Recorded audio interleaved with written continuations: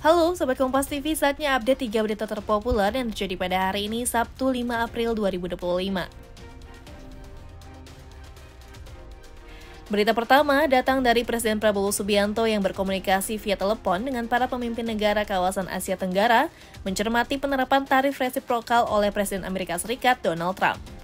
Komunikasi via telepon itu bersama Perdana Menteri Malaysia juga melibatkan Perdana Menteri Singapura, Sultan Brunei Darussalam, dan Presiden Filipina. Tidak dijelaskan hasil komunikasi itu terhadap tindak lanjut pemerintah Indonesia merespon kebijakan Amerika Serikat. Sebelumnya, negara ASEAN dipatok tarif balasan produk impor yang masuk ke Amerika Serikat dengan besaran variatif. Indonesia dikenai tarif resiprokal sebesar 32%.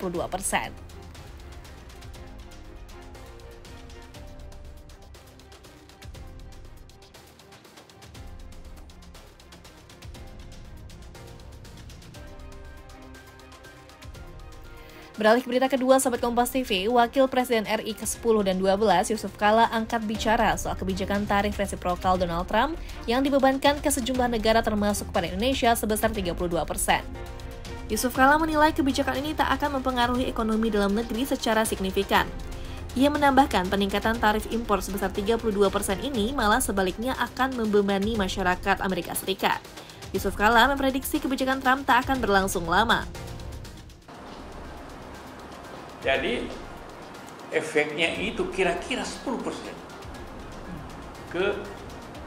Masalah ini kan begini. Siapa yang bayar semua ini? Yang bayar itu kan konsumen dan pengusaha Amerika. Ya kan? Yang dia bayar itu ini ditambah ini.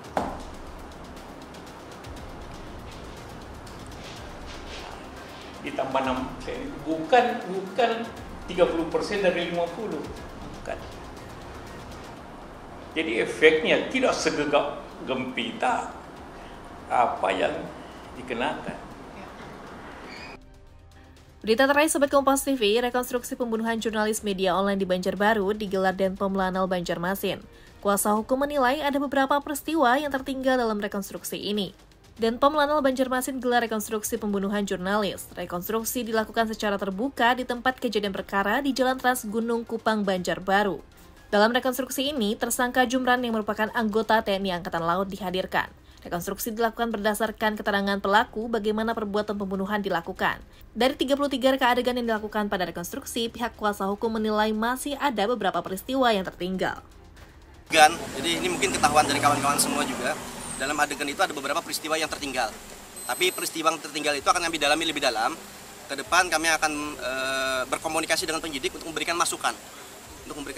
Yang namanya rekonstruksi sudah dijelaskan bahwa ini merupakan serangkaian penyidikan kan, mencari peristiwa, dikaitkan dengan alat bukti dan dikaitkan dengan saksi-saksi. Nah, harapan kita ya diantaranya adalah adanya kekerasan seksual itu tidak muncul seperti itu. Lalu juga ya ada beberapa yang lain lah, nanti kami ungkap lebih dalam hal itu karena nanti kami ingin diskusi dengan penyidik kenapa itu dihilangkan. Nah, Sahabat Kompas TV, itu dia tadi 3 berita terpopuler yang terjadi pada hari ini. Saya Aisyah Malia Putri, pamit undur diri, sampai jumpa.